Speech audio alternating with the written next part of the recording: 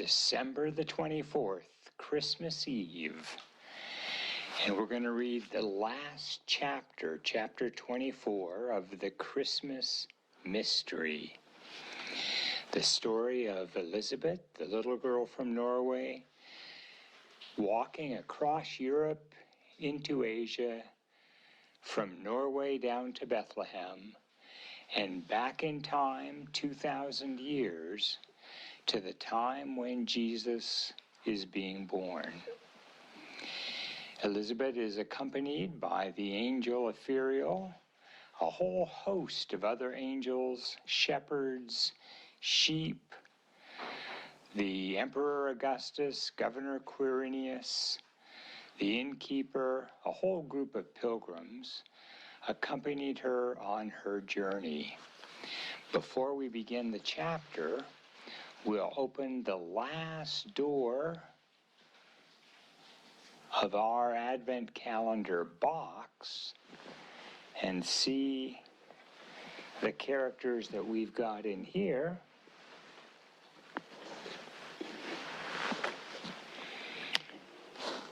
Opening door 24, we've got a sheep,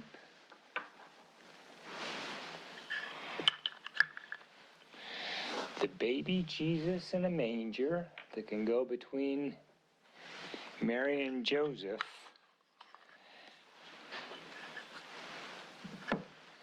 and a cow.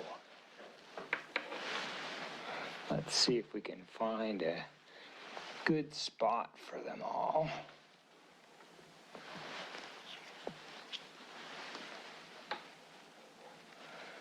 That's pretty good.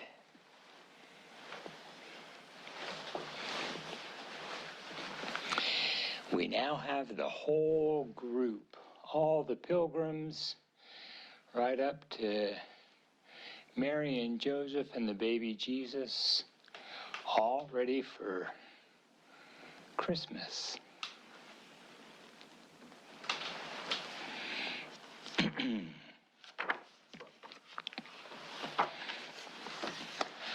The 24th of December. There's the wonderful illustration for this last chapter.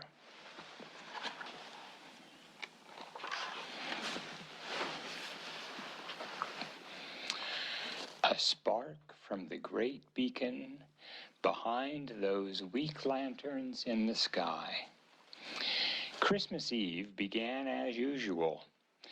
There was always some last-minute task that had to be done, and last-minute presents to be wrapped up. Now and again, one of them would sneak into Joachim's room and glance expectantly at the magic Advent calendar. They had promised not to open it until the bells rang Christmas in. Later in the day, they began to prepare Christmas dinner. Before long, the whole house was smelling of Christmas. At last it was 5 o'clock. Papa opened a window, and now they could hear the church bells ringing. Nobody said anything, but they all crept into the bedroom. Joachim climbed onto the bed and opened the last big door in the calendar. It was the one that covered the manger with the Christ child. The picture beneath it showed a cave in a mountain. For the last time they sat on the edge of the bed. Joachim unfolded the thin sheet of paper and read aloud to Mama and Papa, the Christ child. It's the middle of the world between Europe, Asia, and Africa.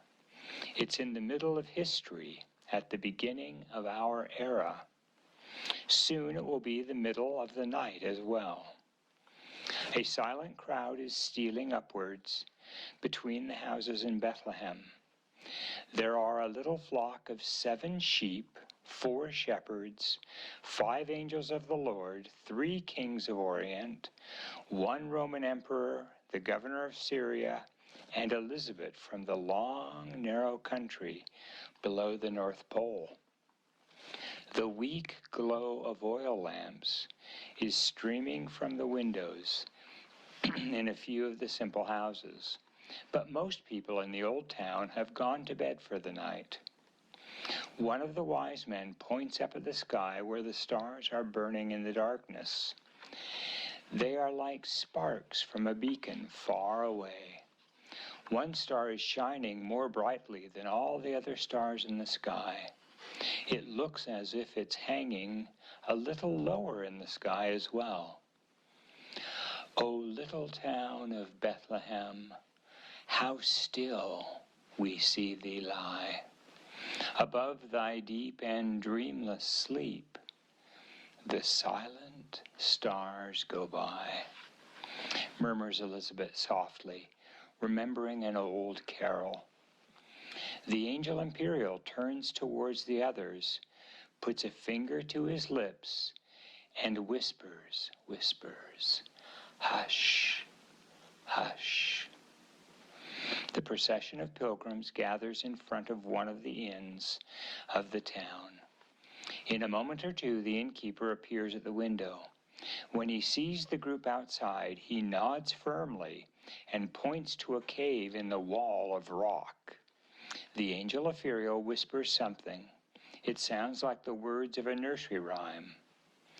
And while they were there, the time came for her child to be born, and she gave birth to her son, her firstborn.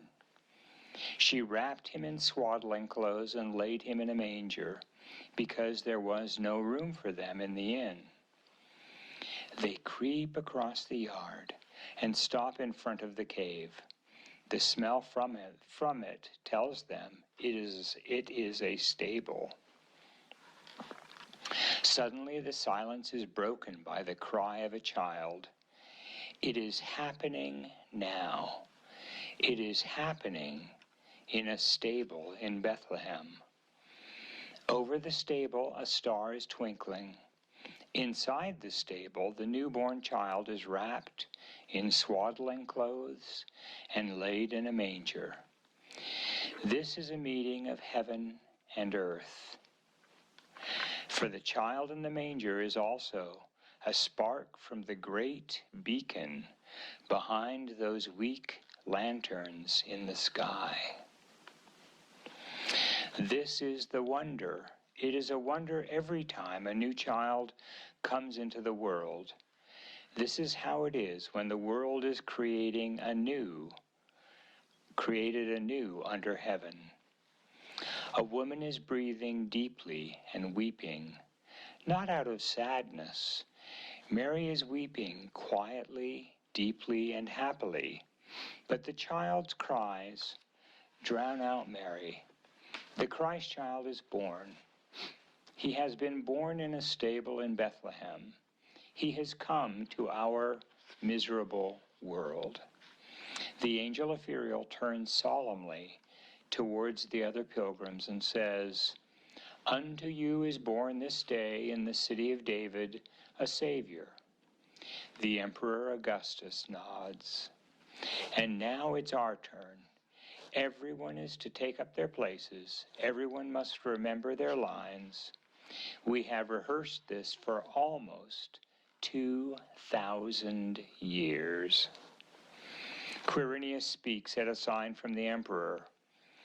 "Shepherds, take your flocks out into the fields, and never forget to be good shepherds. Wise men, depart to the desert and mount your camels, each one of you.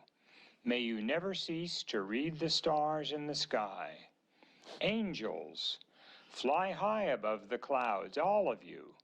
Do not reveal yourselves to people on earth unless it is absolutely necessary. And never forget to say, 'Fear not, for now Jesus is born.'" The next moment, all the shepherds and sheep, the angels and the wise men had vanished. Elisabet was left alone with Quirinius and the Emperor Augustus. "I must hurry home to Damascus," said Quirinius. I have an important role to play there." "And I must go back to Rome," said Augustus. "That is my role." Before they went, Elisabet pointed at the stable and asked, "Do you think I may go in?" The emperor smiled from ear to ear. "Of course you are to go in. That is your role." Quirinius nodded energetically. "You haven't come all this long way just to hang about." With those words, the two Romans started running back along the way they had come. Elisabet looked up at the starry sky. She had to tilt her head far back to see the big star that was shining so brightly. Again she heard the cry of a child from inside the cave, so she went into the stable.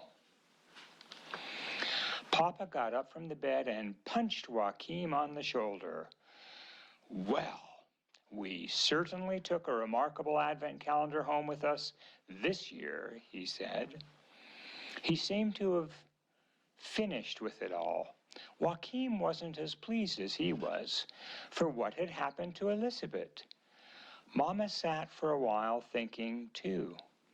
When she got to her feet at last, she said, "Christmas dinner will be ready soon. Perhaps you could put the presents under the tree while we're waiting. There are a few little surprises this year as well."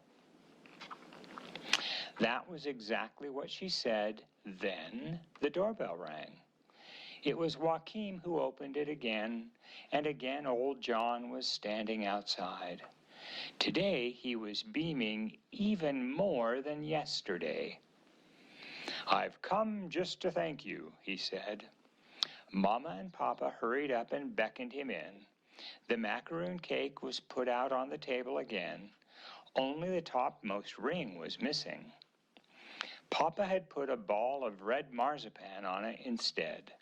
Joachim brought out coffee cups and plates.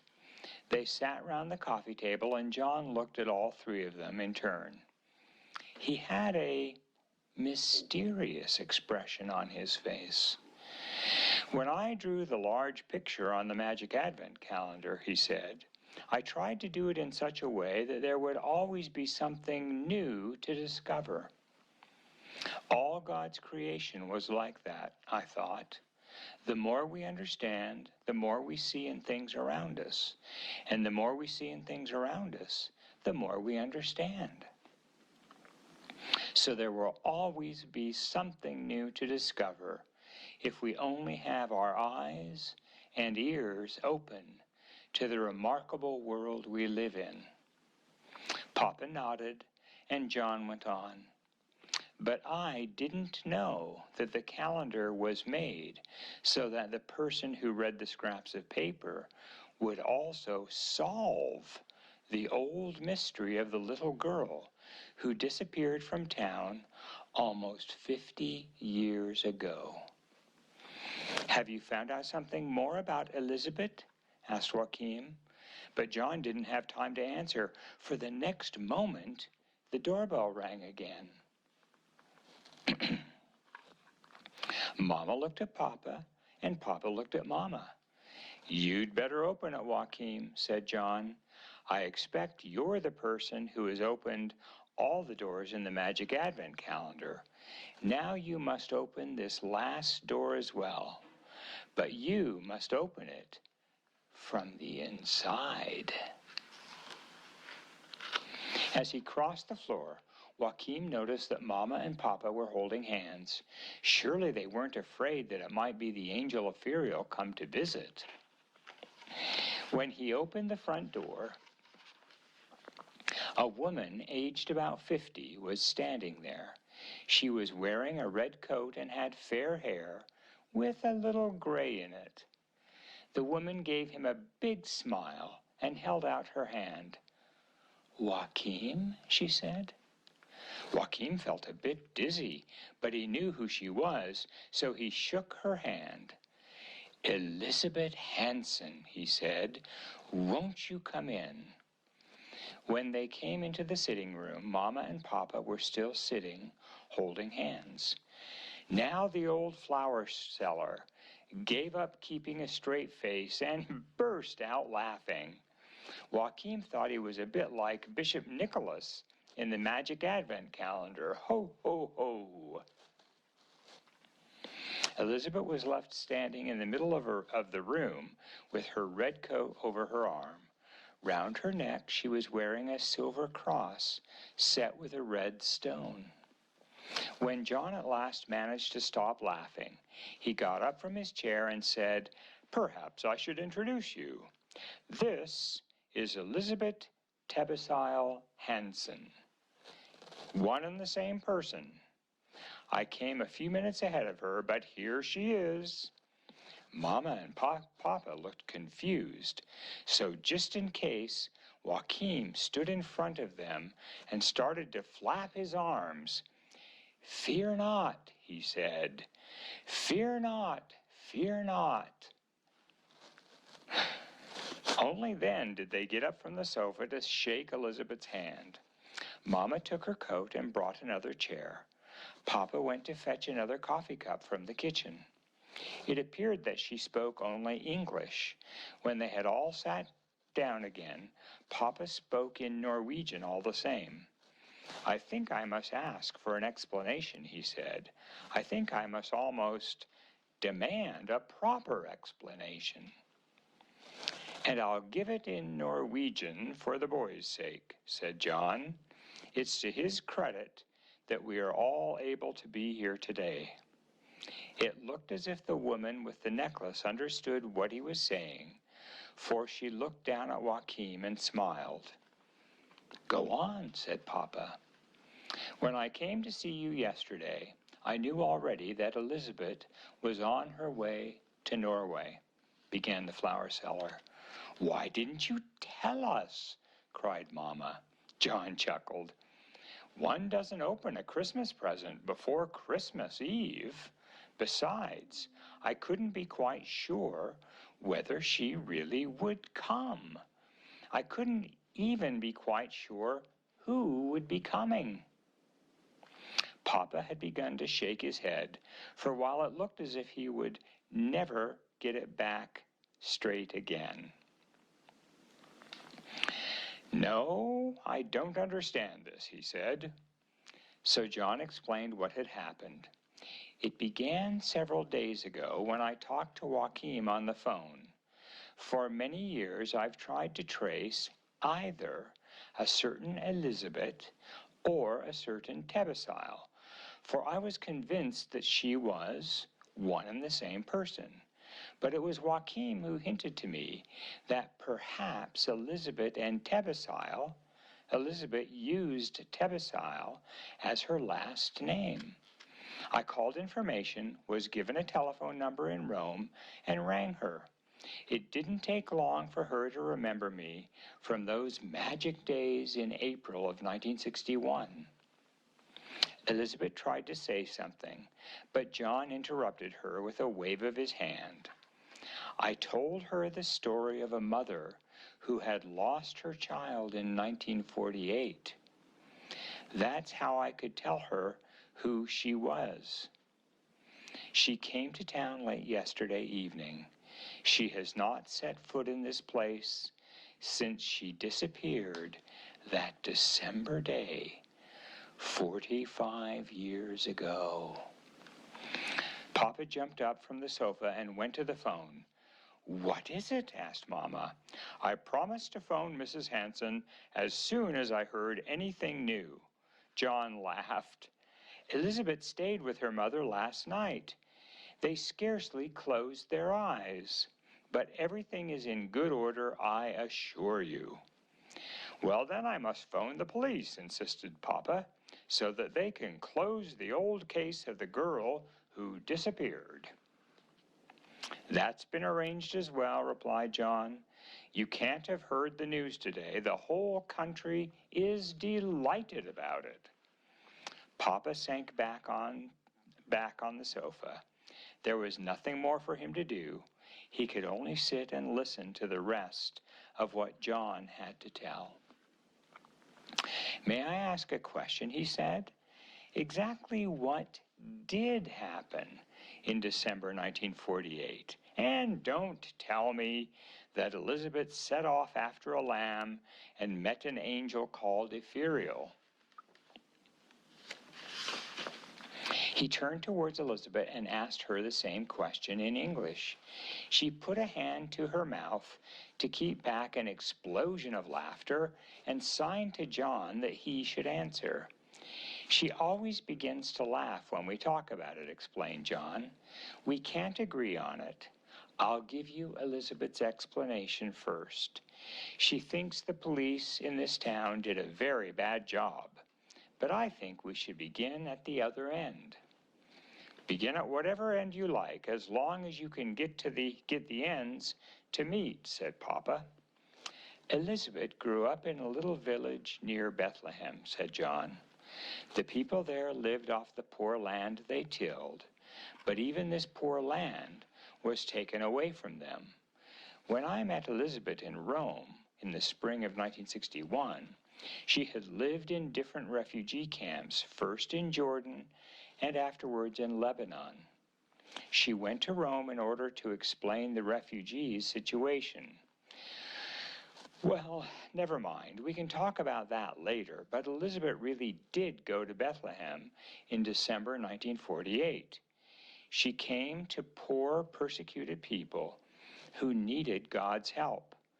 That's what she meant when she said she had been kidnapped by an angel. She meant she had been kidnapped by someone who wanted to help the people in the villages round Bethlehem.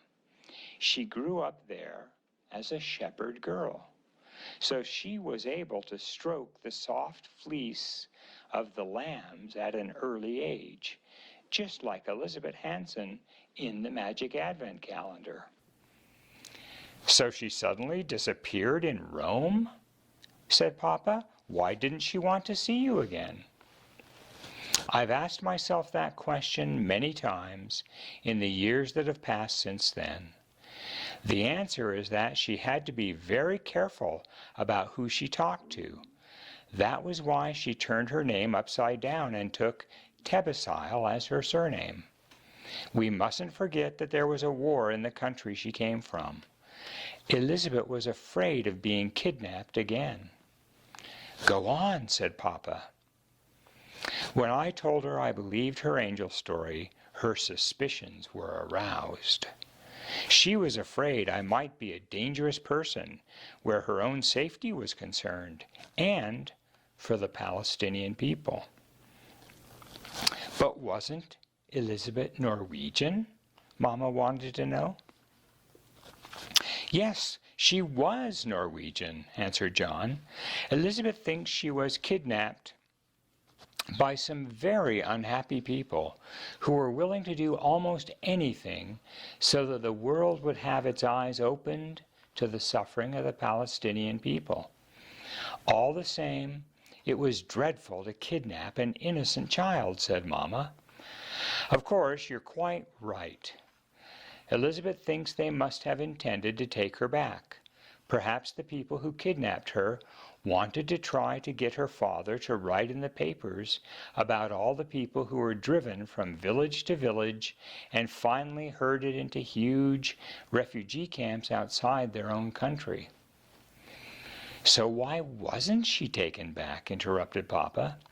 "Elisabet says she remembers very little until she was looked after by a big family in the tiny village outside Bethlehem." "And what is your explanation?" asked Mama. "You know what that is already," said John. Joachim was sitting on the edge of his chair.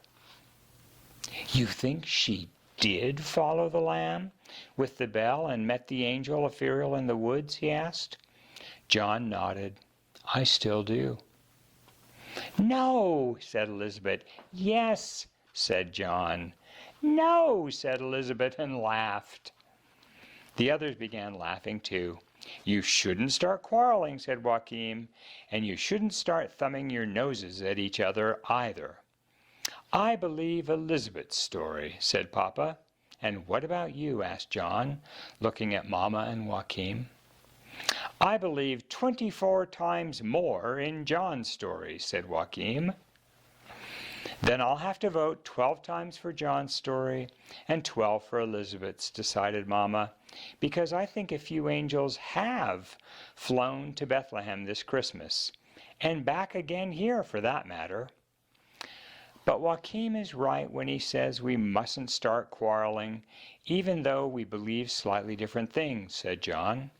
That's the message of Christmas, too. Maybe it's the greatest of all truths, that the glory of heaven is easily scattered, at least if we humans share in dividing it out. When I wrote on those scraps of paper that I folded up so carefully and put inside the magic Advent calendar, I had a few clues. I had heard about Elisabet Hansen, who disappeared, and I had met Tebesile in Rome. And I had the old angel stories to rely on as well. The rest of it I had to imagine myself. Silence fell in the sitting room. You managed it very well, said Mama. John smiled shyly. The imagination also is a tiny piece of the glory of heaven that has strayed down to earth. It, too, can be scattered very easily. It's all amazing, said Mama. We open the last door in an old Advent calendar and hear about Elisabet, who goes into a stable in Bethlehem to welcome the Christ child into the world. Immediately afterwards, the same Elisabet rings the doorbell in our own house, so it almost seems as if this house is the same as the stable where Jesus was born. She stood up and put her arms round Elisabet. Welcome back to Norway, my child. That was a funny thing to say, since Elisabet was almost 20 years older than Mama. Thank you very much, said Elisabet, and she said these words in Norwegian. A little later the phone rang. Papa took it, and Joachim knew at once who he was talking to, because he heard Papa say, "We're all overwhelmed. The Christmas present of the year, Mrs. Hansen. Yes, now I believe in angels as well. Here she is, and a happy Christmas, a very happy Christmas to all your family." Papa made a sign to Elisabet and gave her the receiver. She spoke English, so Joachim couldn't understand what she was saying, but he thought it must be strange to talk to your own mother in a foreign language. Before long, Elisabet and John had to leave, but they would all meet again after Christmas, because Papa and Joachim had been invited to a big Mama and Papa and Joachim had been invited to a big Christmas party at home with Elisabet's family. The guests were escorted to the front door. Outside, it was snowing heavily. Papa asked whether Elisabet could remember any Norwegian from when she was small. She stood under the outside light while the snow poured down onto her red coat. Suddenly, she bent down and stretched out her hand as if she was trying to catch the dancing snowflakes. "Lambkin, lambkin, lambkin," she said. She put her hand up to her mouth in alarm. The next moment she started running. A few seconds later, she and the old flower seller were gone. Late that evening, when Joachim was going to bed, he stood for a long time in front of his window, staring out into the Christmas night. There had been a huge fall of new snow, but now it was clear enough to see the stars. Suddenly he caught a sight of some figures running past down on the road. It was not easy to keep his eyes on them, for he could see them only in the light of the street lamps, and the sight lasted for only a second or two. Joachim thought he recognized the angel Ethereal and all the others who had accompanied Elisabet to Bethlehem. That night, they had escorted her back.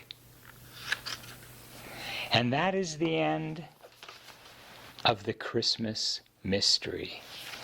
I hope you enjoyed it, and I wish you all a very Merry Christmas.